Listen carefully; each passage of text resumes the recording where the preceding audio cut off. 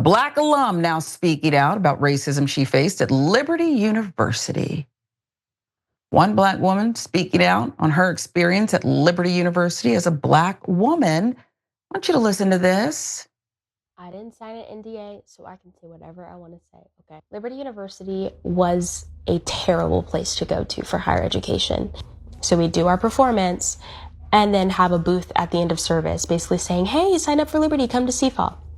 So very strategic. But I remember when I was in the audition process, one of my colleagues at the time was asking me like, hey, like, have you heard anything? Like, I haven't heard anything. And I was like, no, I haven't heard anything yet. And he was like, oh, well, if you get on the team, it's probably because you're Black. I said, huh? He said, oh, well, you know, I'm a white guy and they don't need another white guy. So they'll probably just hire you because you're Black. And I literally was like, so you're saying they wouldn't hire me because of my talent? They wouldn't hire me for any other reason. It would just be because I'm Black. He's like, oh, I'm not saying you're then he tried to clean it up. I told you how many times I heard that. Hey, boy, I had a female co-anchor who would always flub her way through breaking news. I always had to pick up the slack for this one, but whatever. But I'd heard it so many times, that exact thing said to someone such as me, that when this woman finally said it to me, I didn't even bother to clock her tea, as the young people say. I wasn't gonna stay at this station anyway, okay? I just let it go. Said, oh yeah, because that was her normal and that made her feel better. And it hurts to hear this Liberty University's Black woman's story, but it's not unusual. So let's continue and let her break it down some more. It's funny because when I got the part, when I auditioned and I got selected to be on that team, the first thing the director said to me is, I want you to know I'm not giving you this position because you're Black. I think you're talented. I think you have something special and I love your spirit. Loved him, but also he had his own issues because I remember there was a week where we were performing at the Baptist church that's connected to Liberty, which is Thomas Road Baptist Church. And he looked at me and he goes, hey, did you not have time to do your hair this morning? At this point, I would sometimes wear wigs. I'd sometimes wear my hair naturally. My hair's naturally curly coily. And I remember that Sunday morning, I had taken my time. It was kind of like wash and go didn't go well, but all of the curls were defined. Everything was hydrated and juicy. I had my hair up in like a pineapple and then I had little ringlets coming down. Everything was great. It looked styled. I looked at my friend who was white, who had her hair in a low bun in the back, frizzy. She was fine. I was not. Yeah. What did you have? 3B or C hair? And it was just different texture. You just don't understand. Not just going to put some Prel in there and do it the way you want her to do it? Is that what it is? Okay. Wow. Well, you know what happens. First, somebody comes forward and then everybody says, I got a story to tell too. And that's exactly what's happening. More other people, their experience at Liberty. Laquan McLaurin thought it would be the simplest of actions for his department at Liberty University, the Office of Equity and Inclusion, to post something on social media in response to the ongoing nationwide protest against police brutality. His boss, who is also Black, informed him that a post was unnecessary. Then the topic came up at a larger meeting, still with no action. June 1st, McLaurin finally went ahead and posted something himself to the office's account, a simple image reading, Black Lives Matter, and a caption citing 6 Bible verses backing up the slogan, it's Liberty University after all. Within an hour, McLaurin said an administrator had removed the post. Took it on down, huh? Too offensive. You recall feeling sick, sitting as a chaperone to a mostly white student group at a Blexit event that Black conservative activist Candace Owens held in Richmond, Virginia last year. Intended this rally to convince Black voters to leave the Democratic Party. Backstage after the event, watching Owens surrounded by adoring white people. Why can't they all be like you? I added that. It felt like I was in a horror movie. Cannot encourage students of color to go to that university the way that it is, McLaurin said. Our students deserve better. Our faculty deserve better. Our staff deserves better. So Slate reports McLaurin's resignation came just days after Liberty University President Jerry Falwell Jr. ignited widespread outrage by tweeting an image of a face mask decorated with the infamous racist photo from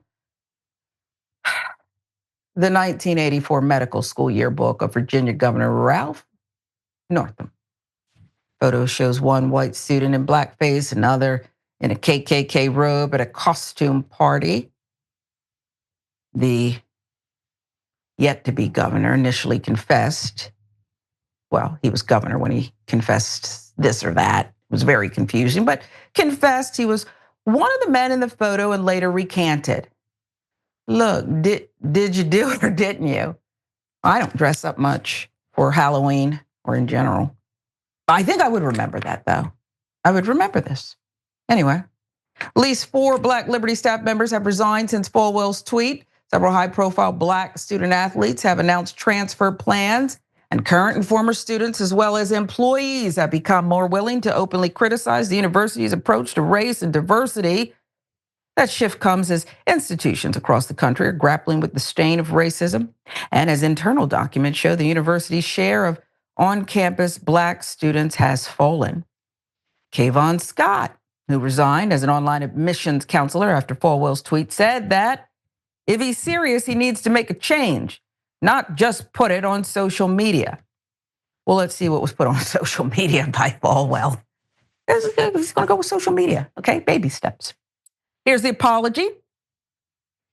After listening to African-American LU leaders and alumni over the past week and hearing their concerns, I understand that by tweeting an image to remind all of the governor's racist past. Okay. Liberty University Law Review published an article too describing what it, describes as the fallacy of systemic racism in the American criminal justice system. So I see what you did there. You started with your racism. Here's the thesis, and then you set about trying to weave and get into it. I don't even need to read that law review, okay? Why would I even need to? This is fake news. But if that's what you want to do, I guess what strikes me with this story, Yasmin, is the seemingly, there's a measure of shock and surprise by these people of color who are now, I think, I guess bravely sharing their stories. You're going to a Brexit event and you know Candace Owens is the headliner, but you're kind of stunned at watching what you watch. Jerry Falwell tweets out, and really the apology, he's putting it on the governor. The governor, I still think, is a fool and lacks leadership because he couldn't step to the moment and say, I was extra racist back then. But okay, I just don't understand the surprise. I'm not criticizing the recounting, the retelling. I think that's powerful to talk about your experiences, but who's surprised at this? Mm-hmm. Yeah, it's, what's surprising is with the first girl, it's amazing that people say these things out loud, let alone to her, to the people that they're talking about, which I guess is better than, talking behind their backs. But the fact that they're saying and thinking these things at all is obviously concerning. But this is one of those things where the people who want Black people in this case to stop talking about unfairness against them are the ones perpetuating the thing that Black people, that they want them to stop talking about. But they not just want them to stop talking about these things, but they want them to believe that these things aren't happening anymore. You can't be racist while telling Black people that racism is not a thing anymore. And people like Candace Owens, I don't know what these people were expecting whenever they went to an event that was, billed as a Brexit event, right? But Candace Owens, she also treats an entire group of people as if they're monolithic with her Brexit movement. She's not any better than white people who do that. The thing is, we have to understand, and I think most of us do understand this, at least here, and people watching this channel. I think what we need to understand on the greater scale is just because you are Black, just because you are whatever minority you are not obligated or you are not promised to any political party, right? You have reasons for why you would want to vote this way or that way. That's your prerogative, right? Each party can make themselves more attractive to those groups. Some parties have been historically more attractive to one group or the other, but that doesn't mean that they get to have those votes. Just because you're Black, you're supposed to vote for Democrats. You're not supposed to. There's a lot of very conservative Black people who do not feel that they are represented within the greater Democratic Party. There's a lot of Black people and other minorities too who do not feel as though they have been appreciated for their votes, for their loyalty to a certain party, and they don't feel as though they've gotten what they deserve back for that loyalty. And so they're like, you know what, maybe we'll try the other guys because you know what, I like their values better anyway. I like their stance on family. I like that they're more religious. I like that they put certain things at the forefront, things that the Democratic Party refuses to get behind. So we have to get past this. I mean, it is, and admittedly, it's hard to because we live in a bipartisan country, right? We only have two parties. So by definition, if it's not one, then it's the other, unless you just completely opt out and you're just unaffiliated with either party. But realistically, if you want to vote in a primary, you have to affiliate yourself with one of the parties, right? You can vote without registering, but to primary, you do have to register. And so that is really how you're able to shape your party. So you do have to participate to a certain extent, and it is hard because, you know, like nobody's happy completely with either party that we have right now. But I think overall there is a conversation that needs to be happening in this country where I don't know if we need more parties. I don't know if that's the answer. What I'll say is I don't think that's a realistic thing that we can look forward to in the next few years or even the next decade or so. Sure. Maybe sometime in the future. But for now, we really need to have conversations with various groups of people as far as, you know, which party is actually going to benefit me. And if one party isn't doing it for me, then how could they? What would I like to see from these parties? And they have to be meaningful discussions, and they can't simply be, you're Black, so you're supposed to be a Democrat, or you're Black, why don't you come over here with me to the Republican Party? I think you're right again. And here's the thing.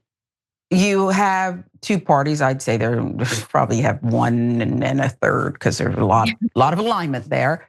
Yeah. And within the left party, you have what could be another powerful party if it were allowed to be, the progressive wing. But what you're going to have to do is take over, just like the Tea Party took over Republicans and MAGA did, right? That's what you're going to have to do.